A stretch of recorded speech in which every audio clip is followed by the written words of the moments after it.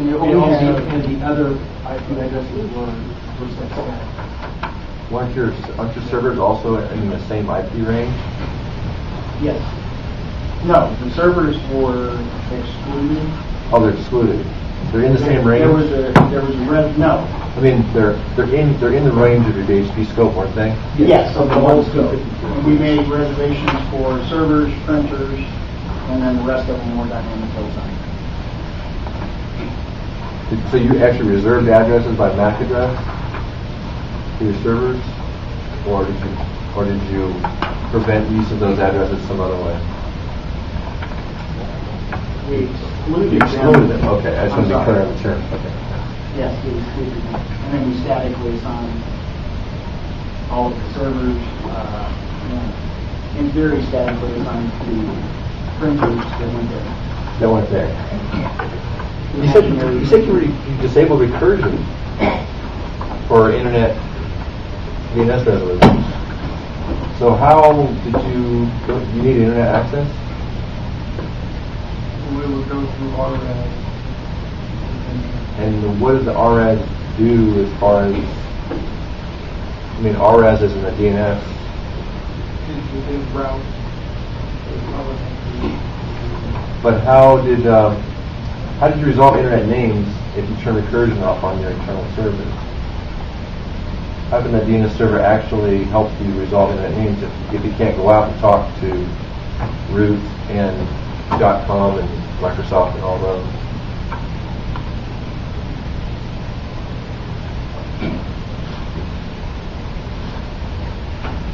If the internal server can't get there, is there some other way for that query to get out to the internet? Forwarders. So you configured forwarders? Okay. From where you were.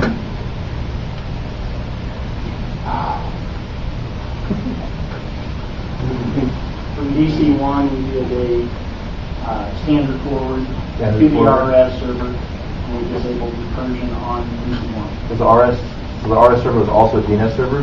RS server was also a DNS server. Oh, okay, so it served as your public DNS? Okay.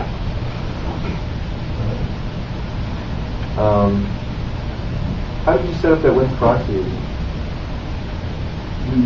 Theoretically. You're the winner, yeah. You're the winner. Well, theoretically, the wins are we would set up wins through DC1 and 2 off the shipping office from Larry. And they would go through the boxes. So you were going to set wins on your domain controllers? Yeah. That's what you planned on doing? So the boxes talk to But how did you configure the Wins proxy? If you had the Wins servers on the domain controller. Actually, the Wins was in the parent domain. Okay. Wins proxy agents can go on any Windows machine. Okay. So any Windows machine in the two shipping offices serves as a Wins proxy agent. Unix is looking for a name and broadcasts it. There's the Wins proxy agent that says, I know where my Wins server is. There's a Wins server. Comes back and does it where it wants So to go. I could use an XP machine for Wins proxy? Yes, you can. What would I do to it to make that happen?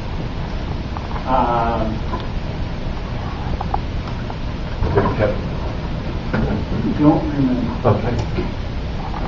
Okay. I have two projects going on sometimes. Keep it all straight. Why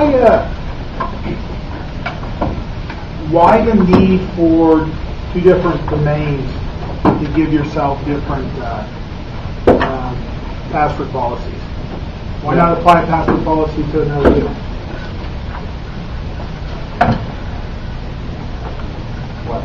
Why the different password policies? Yeah.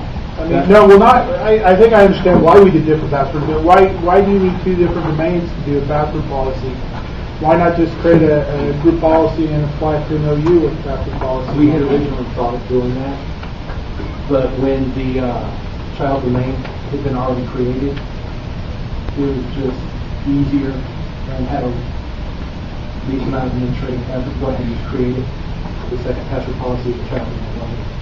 To clarify, I think the question is, why don't you just apply the password policy to an OU Yeah, where all the Unix machines should Sure. be located, right? sure. Password policy created in domain law. There we go. Now, this might be a little bit above what they know, but I'm asking you anyway. Remember Rocket. You guys have users in Denver, which, if I'm reading correctly on your domain structure, is a single domain that's part of the same forest in a different tree. Am I correct on that? It's a child domain.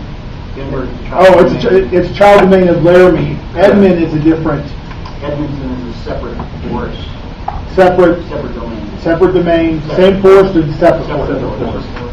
Two-way trust on that? Yes. Okay. What kind of trust did you actually set up? A two-way. Be more specific.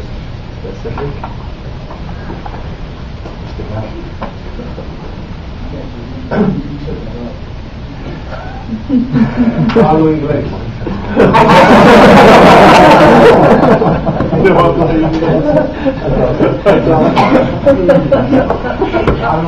I'm not sure if it was cost management. What was the trust created between? Oh, it was a force trust. Would there been having your users in Denver need access resources in Edmond, flowing through the trust path, is there maybe a better way to allow the users in Denver to actually authenticate properly or faster with the domain of Edmonton? Is that a little bit more than what they got into? It probably is. They actually got into it, but not a lot of discussion. No. Okay. Did you change? Did you make any settings, configuration changes on the Active Directory structure that would allow the users to authenticate more quickly across forests that might potentially cause network connectivity issues? We have all local the domain controllers. Made modifications to that? What did you guys end up doing? Just global catalogs and you got a child domain and all the Global catalogs everywhere? Is that what you're after? Yeah. That was a last minute addition to the That's all right. Yeah, it was something for you asked questions. Sure. You guys said you had redundant services. You mentioned DNS was one of the redundant services. How did you make that redundant? What was your plan to make multiple copies of DNS?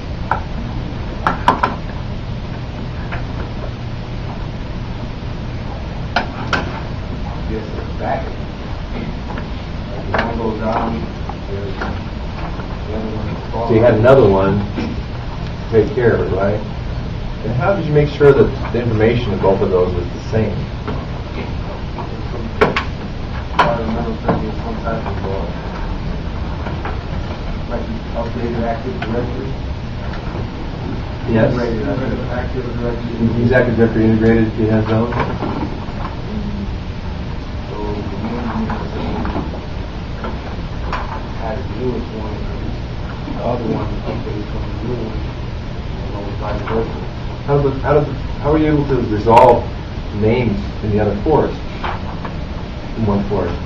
You had DNS, it was Active Directory integrated, and so you would have had it on all of your domain controllers. Did you put DNS on all your domain controllers also? Yes. Okay.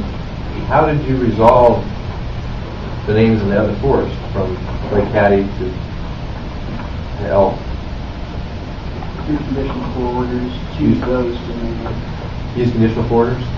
Are there any problems that you could perceive by using those conditional forwarders that might have been better resolved using a different technology?